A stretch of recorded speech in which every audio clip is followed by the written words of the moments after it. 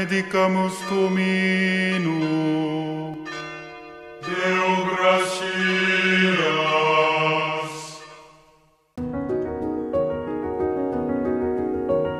Saudara-saudara yang terkasih, cara untuk menghayati misteri Kristus adalah melalui liturgi. Gereja membuat Kristus hadir di tengah-tengah kita, yaitu melalui tanda-tanda dan simbol-simbol, serta tindakan-tindakan yang digunakan oleh Kristus sendiri. Mari kita masuki bagian Pekan Suci, khususnya Trihari Suci, Trihari Paskah atau Triduum. Pada hari Kamis pagi, Uskup merayakan misa konselebrasi dengan para imamnya, yang biasa disebut dengan misa Krisma. Namun, karena alasan pastoral dapat dipindah pada hari-hari sebelumnya. Apa kekhasan misa Krisma ini? Nah, yang pertama adalah Uskup bersama para imam yang berkarya di keuskupan berkumpul dan memperbarui janji imamatnya. Lalu yang kedua, pemberkatan minyak-minyak, yaitu minyak katekumen, minyak untuk pengurapan orang sakit, dan minyak krisma, khususnya minyak krisma yang akan digunakan untuk membaptis pada misa malam Paskah. Pada hari Kamis sore, yaitu misa perjamuan Tuhan. Pada hari ini gereja memulai Trihari Paskah dan memperingati perjamuan malam terakhir Tuhan. Di situ pendirian Ekaristi, institusi sakramen Ekaristi yang didahului dengan pembasuhan kaki para rasul. Pada perjamuan malam terakhir, Yesus mempersembahkan tubuh dan darahnya sendiri dalam rupa roti dan anggur yang diberikannya kepada para muridnya. Yesus juga memerintahkan mereka dan para penggantinya dalam imamatnya untuk melestarikan kurban Ekaristi ini sampai hari ini. Yang kedua adalah Jumat Agung. Lalu maknanya apa? Hari ini disebut sebagai hari puasa Paskah. Kenapa demikian? Karena sudah termasuk dalam rangkaian Trihari Paskah. Lalu makna yang kedua adalah ibadat pengenangan sengsara Tuhan.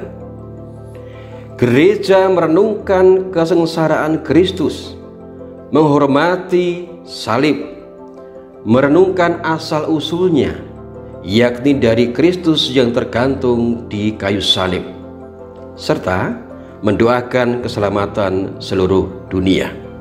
Penghormatan salib suci merupakan puncak liturgi hari ini. Lalu yang ketiga, tidak ada perayaan Ekaristi, namun komuni kudus dibagikan kepada umat hanya dalam perayaan pengenangan sengsara Tuhan. Kemudian kita masuki Sabtu Suci. Hari kedua dalam Trihari Paskah ini melambangkan juga saat istirahat Allah, hari Sabat. Sebaiknya suasana tenang dan damai justru mewarnai hari ini.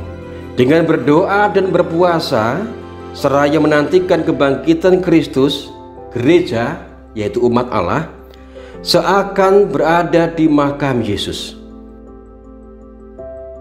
Minggu Paskah. Apa yang terjadi dalam Minggu Paskah? Yang pertama adalah misa malam Paskah. Di malam ini, gereja berjaga dalam doa. Dalam bahasa Latin adalah vigili. Dalam bahasa lain, bisa bahasa Jawa, tuguran atau tirakatan, yaitu dengan merayakan suatu liturgi agung untuk mengenangkan saat-saat Tuhan bangkit dari kematian. Gereja sesungguhnya sedang menantikan kedatangan Tuhan kembali. Malam Tuhan lewat atau Pesah yang dikenangkan bangsa Israel setiap tahun itu melambangkan saat kebangkitan Kristus, yaitu Paskah, malam pembebasan sejati saat Kristus bangkit sebagai pemenang atas maut. Dan inilah puncak dalam Trihari Paskah. Kemudian kita masuk ke Misa Kebangkitan Kristus. Mananya apa Misa Kebangkitan Kristus? Dalam minggu yang agung ini diadakan misa-misa pertama yang mengawali masa Paskah. Hari ini sudah dihitung sebagai hari Minggu Paskah yang pertama, awal masa Paskah yang akan berakhir pada hari raya Pentakosta 50 hari kemudian.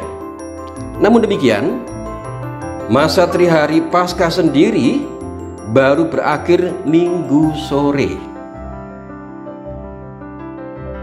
Untuk orang-orang Yahudi, hari-hari dimulai pada malam hari sebelumnya. Ketika matahari terbenam, sebenarnya adalah hari esoknya. Itulah sebabnya kita semua bisa merayakan malam Paskah pada Sabtu malam. Karena pada Sabtu malam, dalam perhitungan Yahudi, kita sudah masuk hari Minggu. Nah, ini poin yang menarik. Perlu diingat juga, satu hari bagi orang Yahudi bukan berarti rentang waktu 24 jam. Tidak demikian. Baik, mari kita lihat. Yesus disalibkan dan wafat Jumat sore. Ini hari pertama. Kemudian saat matahari terbenam, kita mulai masuk hari kedua, yaitu hari Sabtu atau hari Sabat bagi orang Yahudi. Kemudian saat matahari terbenam, kita mulai hari ketiga, yaitu hari Minggu. Jadi Yesus memang dibangkitkan pada hari ketiga setelah wafat, seperti yang dikatakan dalam Injil Matius bab 20 ayat 19. Dan pada hari ketiga dia akan dibangkitkan.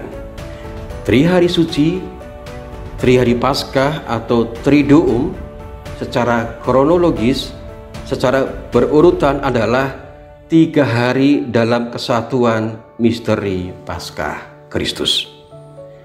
Selamat memasuki Trihari suci. Tuhan Yesus memberkati.